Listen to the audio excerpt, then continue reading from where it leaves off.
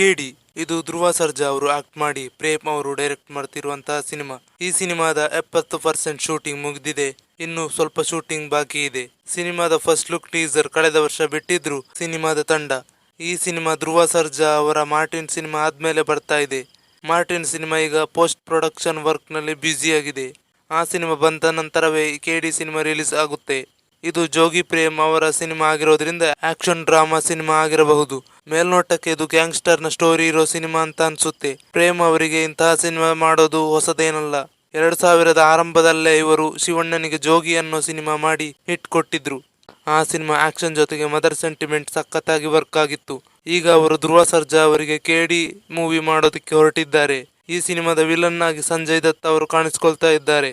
ಅವರು ಈಗ Hindi ಸಿನಿಮಾಗಳಿಗಿಂತ south India ಸಿನಿಮಾಗಳಲ್ಲೇ ಜಾಸ್ತಿ ಅಭಿನಯಿಸುತ್ತಾ ಇದ್ದಾರೆ. ಇವರ ಜೊತೆಗೆ ರೀಶ್ಮಾ ನಾಣಯ್ಯ, ರಮೇಶ್ ಅರವಿಂದ್, ರವಿಚಂದ್ರನ್, ಶಿಲ್ಪಾ ಶೆಟ್ಟಿ ಮುಂತಾದ ಕಲಾವಿದರು ಆಕ್ಟ್ ಮಾಡಿದ್ದಾರೆ. ಈ ಸಿನಿಮಾಗೆ ಸಾಹಸ ನಿರ್ದೇಶನ ಮಾಡ್ತಿರೋದು ರವಿ ವರ್ಮಾ ಅವರು ಹಾಗೂ ರಾಮ್ ಲಕ್ಷ್ಮಣ್ ಮಾಸ್ಟರ್ ಅವರು.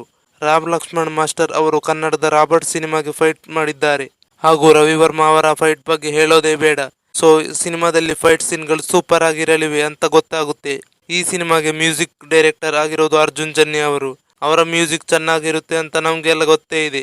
ಈ ಸಿನಿಮಾಗೋಸ್ಕರ ಧ್ರುವ ಸರ್ಜಾ ಅವರು ತೂಕ ಇಳಿಸಿಕೊಂಡಿದ್ದಾರೆ. ನಿರ್ದೇಶಕ ಪ್ರೇಮ್ ಅವರು ಧ್ರುವ ಸರ್ಜಾ ಅವರನ್ನ ತಮ್ಮ ಪಾತ್ರಕ್ಕೆ ಬೇಕಾದ ಹಾಗೆ ಬಳಸಿಕೊಂಡಿದ್ದಾರೆ. ಧ್ರುವ ಸರ್ಜಾ ಅವರಿಗೆ ಒಂದು ಹ್ಯಾಟ್ಸ್ ಆಫ್. ಯಾಕಂದ್ರೆ ತೂಕ ಇಳಿಸುವ ಪಾತ್ರನ VFX ಮೂಲಕ ಮಾಡಬಹುದಿತ್ತು.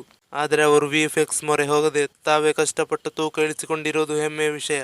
ಈ ಸಿನಿಮಾದಲ್ಲಿ ದೊಡ್ಡ ದೊಡ್ಡ ನಟರ ದಂಡೇ ಇದೆ. ಎಲ್ಲರೂ ತಮ್ಮ ಪಾತ್ರನ ಚೆನ್ನಾಗಿ ನಿಭಾಯಿಸಿದ್ದಾರೆ ಅಂತ ತಿಳ್ಕೊಳ್ತೀನಿ. ಈ ಸಿನಿಮಾದಲ್ಲಿ ಧ್ರುವ ಸರ್ಜಾ ಅವರು ಕಾಳಿ ಅನ್ನೋ ಪಾತ್ರ ಮಾಡಿದ್ರೆ, ರಮೇಶ್ ಅರವಿಂದ್ ಅವರು ಧರ್ಮ ಅನ್ನೋ ಪಾತ್ರ ಮಾಡಿದ್ದಾರೆ ಹಾಗೂ ರೀಶ್ಮಾ ನಾಣಯ್ಯ ಅವರು ಮಚ್ಚಲಕ್ಷ್ಮಿಯಾಗಿ ಕಾಣಿಸಿಕೊಳ್ಳಲಿದ್ದಾರೆ. ಇನ್ನು ಶಿಲ್ಪಾ ಶೆಟ್ಟಿ ಅವರು ಸತ್ಯವತಿಯಾಗಿ ಕಾಣಿಸಿಕೊಳ್ಳಲಿದ್ದಾರೆ. ಈ ಸಿನಿಮಾದ ಫಸ್ಟ್ ಲುಕ್ ಟೀಸರ್ ಬೊಂಬಾಟಾಗಿ ಮೂಡಿ ಬಂದಿದೆ. ವಿಜುವಲ್, VFX, ಕ್ಯಾಮರಾ ವರ್ಕ್, ಸೆಟ್ಗಳು ಎಲ್ಲವೂ ಚೆನ್ನಾಗಿದೆ. ಕೆಲವೊಂದು ಸೀನ್ ನಲ್ಲಿ VFX ಚೆನ್ನಾಗಿಲ್ಲ. ಅದು ಬಿಟ್ರೆ ಫಸ್ಟ್ ಲುಕ್ ಟೀಸರ್ ಸೂಪರ್ ಆಗಿದೆ. ಇದು ಹಳೆ ಕಾಲದ ಗ್ಯಾಂಗ್ಸ್ಟರ್ ನ ಕಥೆಯಾಗಿರೋದ್ರಿಂದ ಲಾಂಗ್ ನ ಕೆಲವೊಂದು ಸೀನ್ ಗಳನ್ನು ತೋರಿಸಿದ್ದಾರೆ. ಅದು ಚೆನ್ನಾಗಿತ್ತು. ಫಸ್ಟ್ ಲುಕ್ ಟೀಸರ್ ನಲ್ಲಿ ಕೆಲವೊಂದು ಬಿಲ್ಡಪ್ ಸೀನ್ ತೋರಿಸಿದ್ರು, ಅದು ಕೂಡ ಚೆನ್ನಾಗಿತ್ತು. ಈ ಸಿನಿಮಾ ಮಾರ್ಟಿನ್ ಸಿನಿಮಾ ಬಂದ್ಮೇಲೆ ರಿಲೀಸ್ ಆಗೋ ಕಾರಣ ಸಿನಿಮಾ ಬರೋದಕ್ಕೆ ತಡವಾಗಬಹುದು. ನಾನಂತೂ ಈ ಸಿನಿಮಾದ ಮುಂದಿನ ಅಪ್ಡೇಟ್ಗೋಸ್ಕರ ವೇಟ್ ಮಾಡ್ತೀನಿ. ಈ ಸಿನಿಮಾ ಆದಷ್ಟು ಬೇಗ ರಿಲೀಸ್ ಆಗ್ಲಿ ಅಂತ ಹೇಳ್ತಾ ಈ ವಿಡಿಯೋ ಮುಗಿಸ್ತಾ ಇದ್ದೇನೆ. ನಿಮ್ಗೆ ಈ ವಿಡಿಯೋ ಇಷ್ಟ ಆಗಿದ್ರೆ ಸಬ್ಸ್ಕ್ರೈಬ್ ಮಾಡಿ. Thank you.